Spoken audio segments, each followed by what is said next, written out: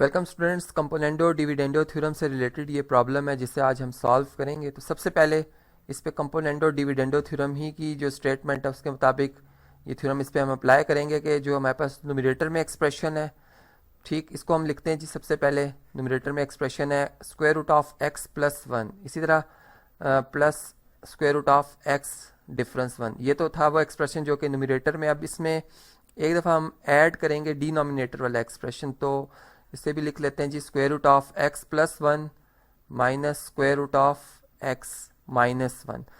इसी तरीके से जब हम डिनोमिनेटर की बात करेंगे तो इसमें जो कि हमारा गिवन एक्सप्रेशन है उसका जो न्यूमरेटर है वो हम एज इट इज़ लिखेंगे यहाँ पर कि square root of x plus one plus square root of x difference one. अब इसमें हमने डिनोमिनेटर में जो एक्सप्रेशन है उसका नेगेटिव इधर लिखना है हमने। तो नेगेटिव क्या बनेगा जी, वो टर्म जो कि नेगेटिव साइन के साथ है वो पॉजिटिव के साथ हो जाएगी, उसका साइन चेंज हो जाएगा, और जो पॉजिटिव में वो नेगेटिव के साथ आएगी। तो यहाँ पर square root of x plus one और इस टर्म का साइन जो है वो चेंज हो जाएगा जी।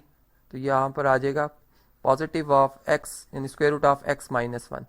जबकि हमारे पास जो राइट हैंड साइड है अगर हम इसको देखें तो 4x डिफरेंस वन, अब इसमें हम प्लस करेंगे जी एक दफ़ा 2 को, और इसी तरह से 4x माइनस वन यहाँ पर हम सब्ट्रैक्ट करेंगे 2 को। तो इस तरह से ये हमारे पास जी इक्वेशन बनती है। और इसको अगर हम सिंप्लीफाई करें तो ये आप देख सकते हैं जी, ये X square root of x minus one ये कैंसिल आउट हो जाएंगी दो टर्म्स। इसी तरह से यहाँ पर square root of x plus one square root of x plus one से कैंसिल होगा, और हमारे पास 2 टाइम्स ऑफ यानी ये टर्म्स ऐड होगी जी 2 times of square root of x plus one, और डिनोमिनेटर में भी इसी तरह 2 times of square root of x difference one आ जाएगा। जबकि यहाँ पर 4x 2 difference one plus one होता है, इसी तरह से 4x माइनस थ्री आ जाएगा। अब देखें यहाँ से लॉ ऑफ एक्सपोनेंट की बेस के ऊपर अगर हम इस तरह से कहें कि स्क्वायर रूट की जो हमारे पास क्वेश्चन फॉर्म है इसको अगर हम होल क्वेश्चन यानी होल एक्सप्रेशंस के ऊपर लिखते हैं, दोनों की कंबाइंड पावर इस तरह से क्योंकि सेम है एक ही स्क्वायर रूट के अंदर लिख दिया है। इसी तरह से राइट साइड पे 4x plus one over 4x difference three आ रहा है। अब यहाँ पर स्क्वायर रूट को कैंसिल करने के लिए ये बात आप जानते हैं कि हम क्या करेंगे जी, स्क्वायर लेंगे बोथ साइड पर। तो यहाँ पर लिख भी लेते हैं जी squaring on both sides, B dot S में लिख रहा हूँ, शॉर्ट फॉर्म है। और आफ्टर स्क्वेयरिंग यहाँ भी चले आप देख लें जी, जब स्क्वेयरिंग करेंगे तो यहाँ से स्क्वायर रूट से कैंसिल हो जाएगा। हमारे पास जो लेफ्ट साइड है उस पर जो एक्सप्रेशन बच जाता है वो x plus one over x minus one आ जाता है। जबकि राइट साइड पे मैं यहाँ पर जो हमारे पास लॉ ऑफ एक्सपोनेंट में जो हमारे पास क्वेश्चन फॉर्म होती है वो मैं अप्लाई कर रहा हूँ, और प्लस इसमें चलें पहले इस पे इससे हम लिख लेते हैं जी, क्वेश्चन फॉर्म ही अप्लाई करते हैं। 4x प्लस वन का होल स्क्वायर आएगा ओवर 4x माइनस थ्री का होल स्क्वायर आ जाएगा, ठीक। और इस तरह से जब हम इन्हें क्रॉस मल्टीप्लाई करेंगे तो हमारे पास जो फॉर्म बनेगी वो कुछ इस तरह से बनेगी जी, x plus one into 4x minus three whole square. जबकि राइट साइड पे आ जाएगा जी 4x प्लस वन 4x, यहाँ पर x आएगा जी 4x plus one whole square into X difference one.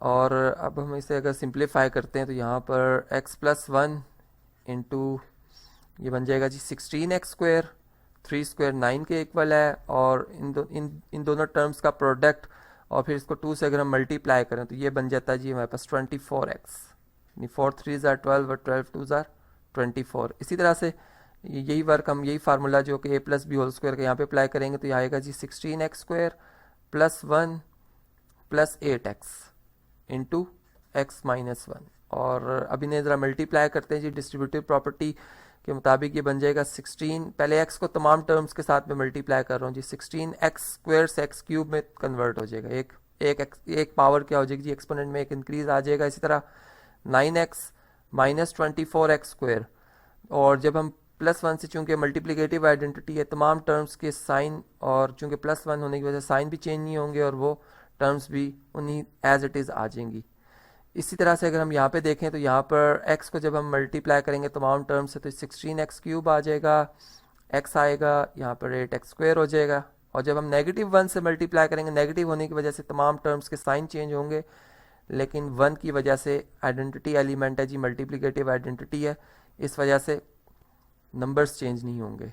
अब आप देख सकते हैं कि यहाँ पर अगर हम इसको सिंप्लीफाई करें तो 16x क्यूब 9x डिफरेंस यहाँ पर चलें, पहले हम स्क्वायर वाली टर्म्स को देख लेते हैं जी। 16x² माइनस 24x² ये बन जाता है -8x²।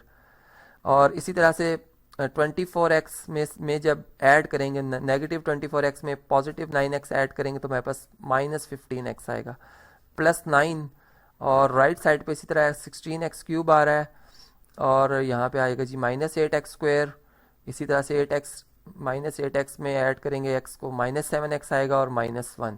अब आप देख सकते हैं कि जी बोथ साइड पे अगर हम 16x -16x³ प्लस 8x² इधर भी ऐड करें लेफ्ट साइड पे भी, और बिल्कुल यही एक्सप्रेशंस जो है अगर हम जो है राइट साइड पे भी ऐड करते हैं तो ये कैंसिल हो जाएंगे, ठीक है।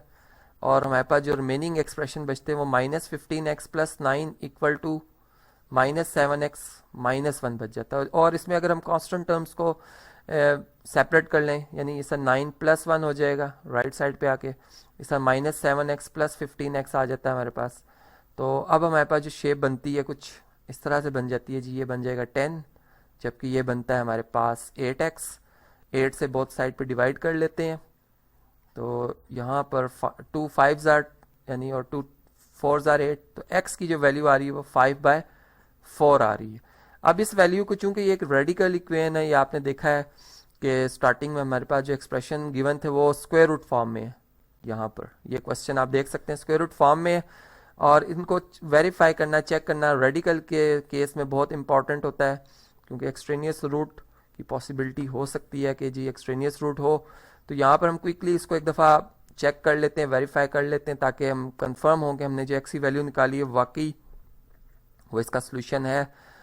यहाँ पर एक रफ वर्क मैं इस तरह से करूँगा जी कि चूँकि एक्सप्रेशंस में स्क्वायर रूट में x+1 आ रहा है, x+1 का मतलब है जी 5/4x की वैल्यू और इसमें 1 ऐड कर रहे हैं। अब देखें 1 ऐड किस तरह से होगा जी, डिनोमिनेटर भी 4 बनाना होगा, 4 से मल्टीप्लाई 4 से डिवाइड, तो ये हमारे पास 4 + 5 9/4 बन जाता है, ठीक है। यानी x+1 जहाँ भी आएगा मैं 9/4 लिखूंगा, और x डिफरेंस 1 अगर आप देखें तो 5/4 -1 बनता है, यानी यहाँ भी 4 से मल्टीप्लाई डिवाइड करेंगे तो ये 5 डिफरेंस 4 ये बनता है जी 1/4। तो यहाँ पर x डिफरेंस 1 को हम लिखेंगे 1/4, और अगर इनका स्क्वायर रूट ले लिया जाए, यहाँ पर भी यहाँ पे सॉरी ये 4 था, 9/4 है, यहाँ पे अगर हम इनका स्क्वायर रूट भी ले लें तो ये हमारे पास 3/2 बन जाएगा। और इसी तरह अगर स्क्वायर रूट ऑफ x -1 देखें तो सारी बात है 1/4 का जो स्क्वायर रूट होगा वो क्या होगा जी 1/2 होगा। तो यहाँ पर हम स्क्वायर रूट ऑफ x+1 की जगह क्या लिखेंगे जी 3/2, और यहाँ पर स्क्वायर रूट ऑफ x -1 की जगह लिखेंगे 1/2, इसी तरह 3/2 -1/2, जबकि यहाँ पर 4x की वैल्यू 5/4 आई है हमारे पास, -1/2 आ रहा है राइट साइड पे। अब इनको बस हमने सिंप्लीफाई करना और कंफर्म करना है कि हमारी राइट साइड और लेफ्ट साइड जो है वो एक बराबर है। 3 + 1 क्या बन जाएगा जी 4, डिनोमिनेटर सेम है, इसका 3 डिफरेंस 1 2 बनता है 2/2, और यहाँ पर 4 4 से कैंसिल हो जाएगा, 5 डिफरेंस 1 आएगा जो कि 4 के इक्वल है, डिवाइडेड बाई 2। यहाँ से आप देख सकते हैं जी 2 2 ज़ा 4 होता है, यहाँ पर 2 डिवाइडेड बाय 1 2 ही आएगा, जबकि यहाँ पर 2 1 ज़ा 2 2 2 ज़ा 4 2 ही आ रहा है, यानी दोनों साइड्स इक्वल हैं। इसका मतलब जो हमने x की वैल्यू 5/4 यहाँ पर फाइंड की थी बिल्कुल ठीक है, जो इक्वेशन का जो सोल्यूशन है वाकई सोल्यूशन ही है। तो इस तरह से ये हमारा क्वेश्चन जो यहाँ पर कंप्लीट हो जाता है।